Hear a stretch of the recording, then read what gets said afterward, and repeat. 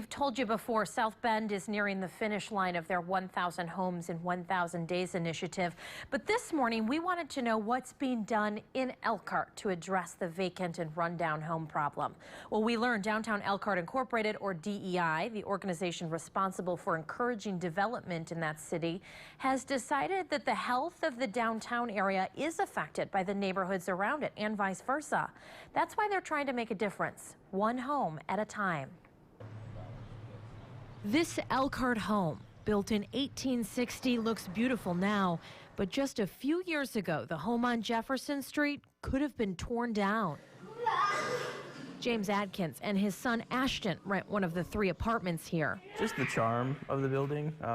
You know, it's got built-in bookshelves, you know, wood floors, exposed brick walls. So it's just the character. It didn't get this way overnight, though. We have tried to go where the greatest need is. Dan Beecher is the executive director of Downtown Elkhart Incorporated, or DEI as it's called. The organization encourages development downtown and in the nearby neighborhoods. The problem, though, many homes and apartments near downtown are neglected. Obviously, we had serious barriers to entry or barriers to investment in the near downtown neighborhoods. We've had to take on some properties that the private sector wasn't demonstrating interest in. About a year ago, DEI purchased 11 properties. While some will be torn down, most will be renovated, then rented.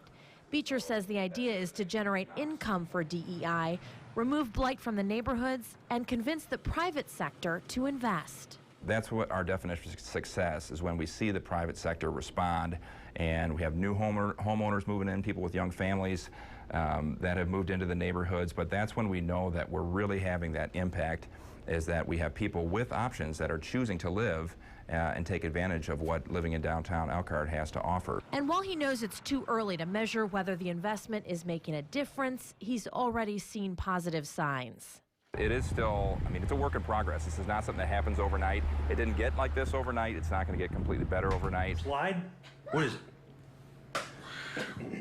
After this project is complete, DEI will have invested more than $500,000.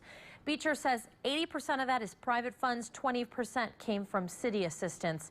It's also important to add, Beecher announced yesterday he's stepping down at the end of this month to take a job with the South Bend development firm.